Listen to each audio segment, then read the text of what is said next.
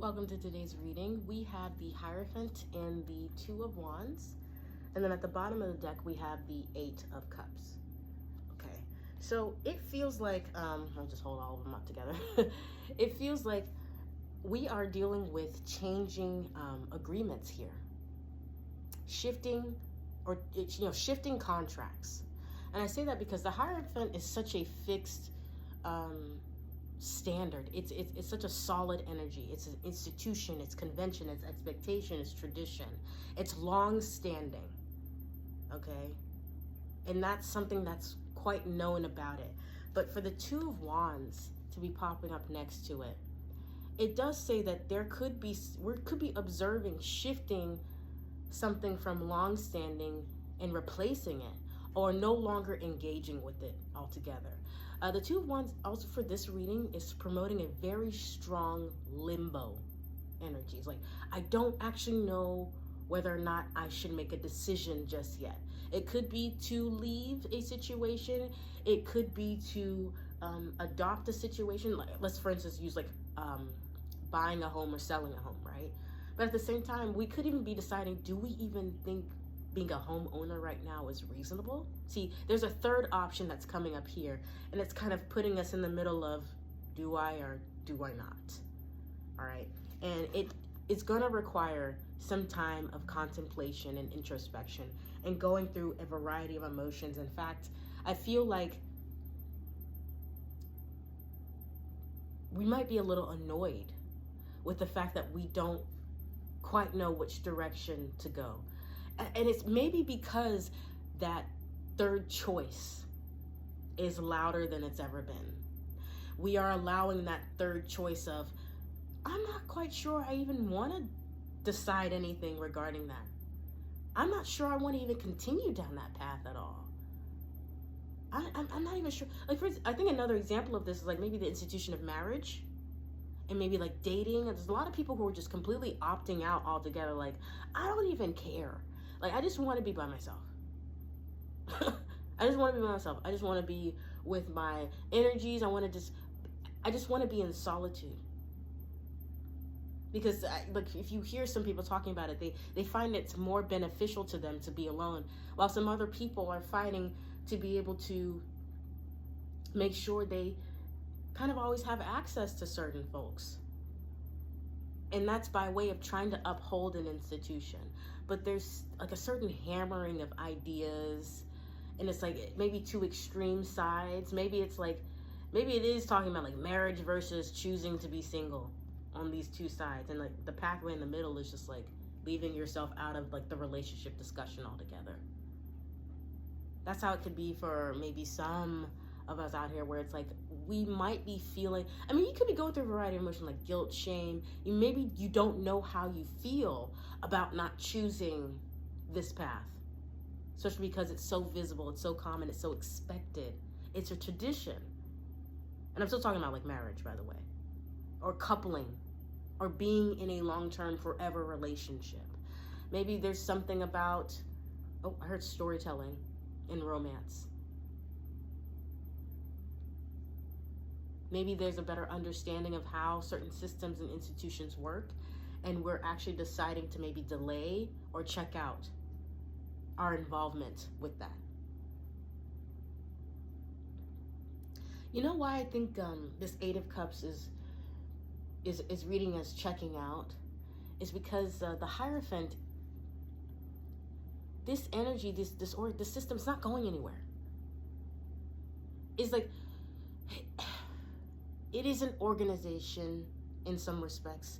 It is a set of rules. It's even a set of systems that are simply in place. And I feel like what's going on here is like, this Eight of Cups is promoting, like, we realize there's certain things that we don't need to be fighting. There's certain things that we don't need to be fighting, because if this is considered a playground, that means that even the playground has certain rules. And it's like, we're aware of the rules here. In fact, a lot of people are aware of the rules here. But we're not so much in this space where we're on our own trying to figure it out. We're not following the traditions. We're not following the norms.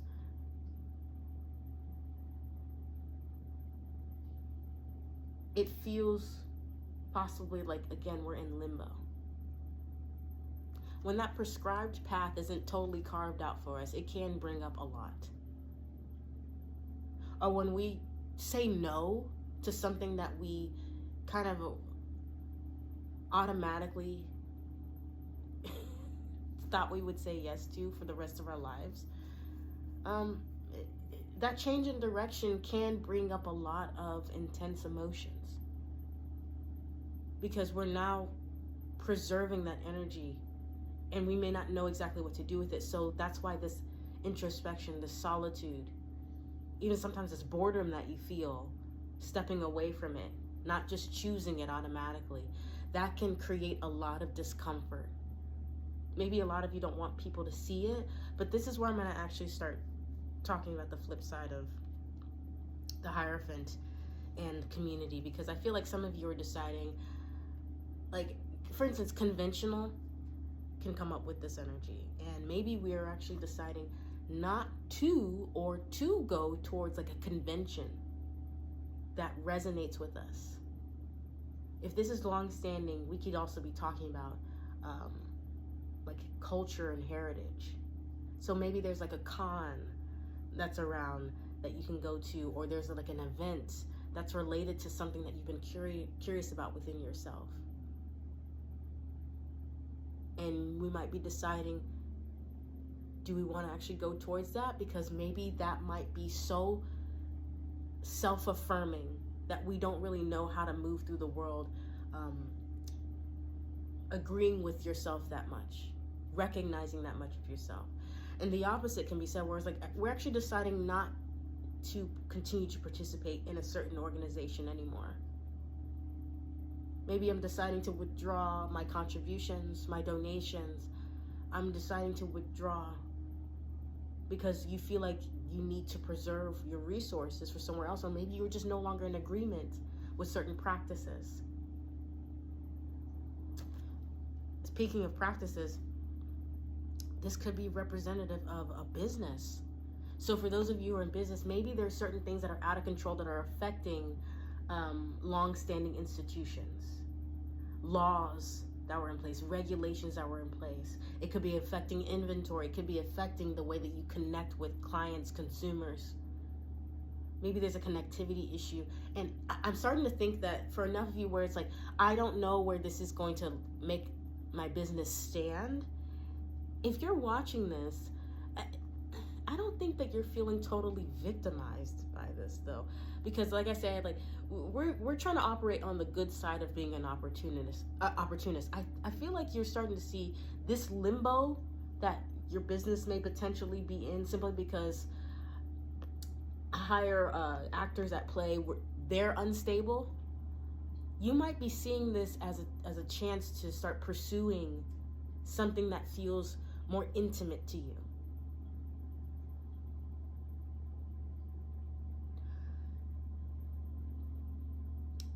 Languages just came up here, because maybe international affairs could be what's going on here, but languages, we got to talk about that. I mentioned heritage before, right? And it's hard for me not to see DNA strands here, but you see how they're not really together? Language is connection.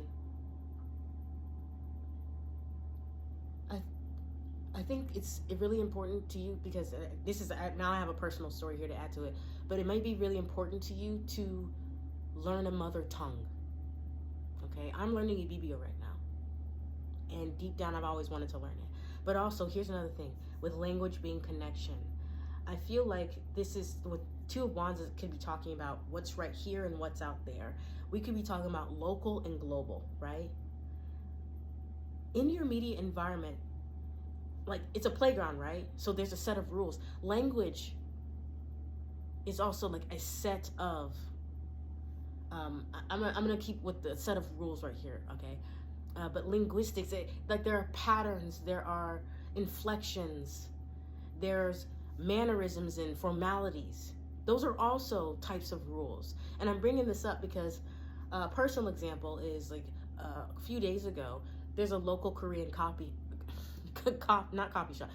shop around me, and I watch a lot of K-drama, and I'm also pursuing, like, I have a goal when it comes to pursuing languages. I have a particular goal that I'm working on right here, and like I said, I'm learning a BBO, but then that means if I'm learning a new language, I'm in the vibration of learning new languages, right? So of course, body language is a thing, right? I have a lot of history with that growing up as an anxious child. But then now it's dealing with the voice, which is interesting because the Hierophant related to Taurus can be of the voice, right? So there's a local Korean coffee shop, and I just asked, like, Korean, correct? And they said yes, and I said, how do you say thank you? And I knew how to say it, but I just, I also want to hear it out in action. I'm not sitting on the bench right now watching a K-drama. I'm in the field, right? This is what I talk about, from sitting on the sidelines, which is appropriate sometimes, and then getting out into the field. So I ask. And then with parents, I have parents who are immigrants. So when I asked that question, I could see, like, kind of the reservedness where it's just like, oh no, where is this going? Because my parents have had to go through that too. But they said, 감사합니다. And so I repeated it louder. And these two deli shop owners, they both lit up. They said, yes. Like, that's how I said it correctly. And even if I didn't say it correctly, I'm sure they still would have lit up. But the reason I'm bringing that up is because me saying 감사합니다, saying it like that, me saying that, and they said, that's the connection I'm talking about. You see, it's that lighting up, that visible, shining a light on language, shining a light on words, and seeing how it can bring us closer, and how language can make us more visible to one another. It's like, I see you beyond somebody who's just available to make coffee and food for me. You're a person who has heritage. You're a person who has a life story. You're a person who has culture. And there's, again, words are enchanted. Words are connectors. Language is connectivity. So if there's somebody around you who you want to connect more to, maybe there's like a senior citizen who's outside and you're walking by, maybe strike up a conversation with them. That happens to me a lot when I go by a senior center. They're just right out there. What's also smiling at them. Every time, 99% of the time, if it's a senior, I'm getting so excited. If it's a senior citizen, you smile, they light up, because you know what that does? That connection, I see you. You're visible. And maybe some of you have been struggling with visibility, but make yourself visible.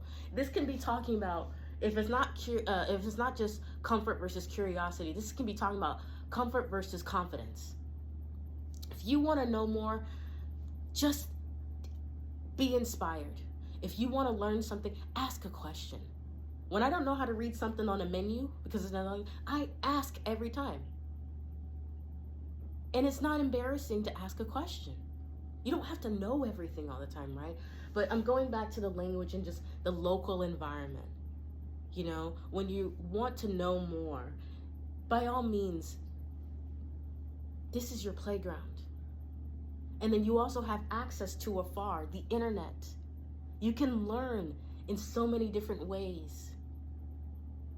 But I think for some of you, it really is about making another contract within yourself so that you can have different agreements and connections externally, because this is underneath the Eight of Cups. Connecting with people, not just romantically, connecting with people in community, connecting with friends, connecting with family or chosen family, connections, love, creating new traditions around that.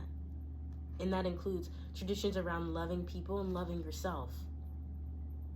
All right. And I want to say one more thing about this Two of Wands here. That feeling of limbo and being stuck. It's because you think you're supposed to be going somewhere, when if you don't know exactly where you're supposed to be going in life, if you don't feel totally purposeful, it's because you're in the present moment. And that's your only purpose, is to be here right now, above all else. Because you're supposed to be happy, okay? If I may say, it's supposed to be. You're supposed to be happy doing whatever the fuck you want to be doing. And when you don't know, I don't feel like I'm contributing. If you still are in that space to where you feel like you're not useful because you're so used to making yourself valuable by doing things all the time, or by performing in the way that the system said that's the only way we're going to see you, or that's the only way you're going to get protection from us, is if you perform in a certain way within this hierarchy, within this triangular hierarchical system, that's normal. It's like you're shaking it out of your system. You're in the present moment. That's why you're feeling it. And it does take adjustment. You're in a body that is in a world of boundaries, because your body is also a boundary, okay? When it's in and out, let the osmosis do its thing, okay? And you participate in what comes in and out of your body, which by way of you participate in which content you consume, which thoughts you invest in, which beliefs you see playing out, and which ones you react to anything you react to. Consumption. Let's get back to that Taurus energy. That consumption comes right up here. We're making a contractual agreement to choose something else to consume. Okay? We are choosing something else to consume. Maybe because we're also Taurus of like the core. We're choosing different core values. Or we're also understanding the core values of certain systems. And because of that higher education, that higher knowledge, we are starting to see why certain things in place prevent education so they can continue to have access, right? We see why learning more. We see why knowledge is being fought at all. And we see why it's one of the first things that's targeted in order to kind of control not just large groups and communities and systems, but also people on an individual level. And what you may realize can make you angry. It can make you sad. It can make you depressed. It can make you anxious. It can make you all the things that a human is allowed to experience.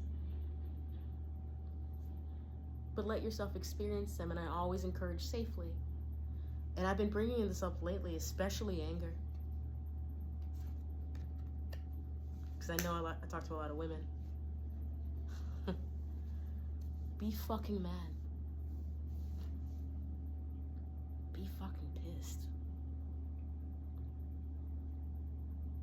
Because that goes against a system that says you have to be nice and soft all the time to earn protection. From whom? Get mad. Let that anger operate as a boundary visualizer, because the anger does show us where a boundary is. And when we never get angry, our boundaries are never seen or respected. Okay? So when I say get angry, I don't mean harm. Again, I always encourage safely. But I'm going to keep promoting this until I'm called not to do it anymore. But your anger is justified, especially if it's been bottled in. And I know I talk mostly to women, but that's for anybody. Safely release this. There are places where you can do this. For instance, rage rooms for me. And I don't judge the fact that I have anger. Again, we're in a body that is participating in a constant energy exchange. Sometimes we take on. That's what disorders are. Take on. We got to release it. And the releasing is the muscle that we're exercising. And when we release, we have no choice but to experience alternative contracts. Okay? No choice but to experience it. But at the end of the day, you still get to choose if you sign it. Okay? So with that being said, I'm going to end today's reading here. I hope that this was helpful. I hope that you felt more seen, especially when it comes to, I'm going to kind of call it traditional occult practice like tarot reading. I hope you felt more seen. I hope that over the years, people have told me that my tarot readings also help them understand the cards better. So I also hope this was very educational, since we talked about higher learning, educational for you. And if you have any questions about what I'm doing, how I do. I don't know why that came up. By all means, ask it. But definitely leave your comments below. I always read all of them. And I always appreciate the time that you spent here with me. And I don't chide myself for longer readings anymore, because like I say, this is about spending more time in the vibration of being visible instead of hidden, right? Because I think that's why a lot of you have been angry. All your work is out there, but there's been no connection to the fact that you did it, or maybe no honor or respect around that. And that's okay. It's okay now, because we're making new agreements with ourselves, which mean that we are going to be making new agreements in relationships out there. Okay? And this is beyond you deserving something. It's just natural for you to evolve and change and to be happy. Okay? That's natural for you to be happy. I'm going to say it, all right? So with that being said, please do your best to keep the faith in you and in choosing you and what's best for you and your inspiration. And I will see you next time.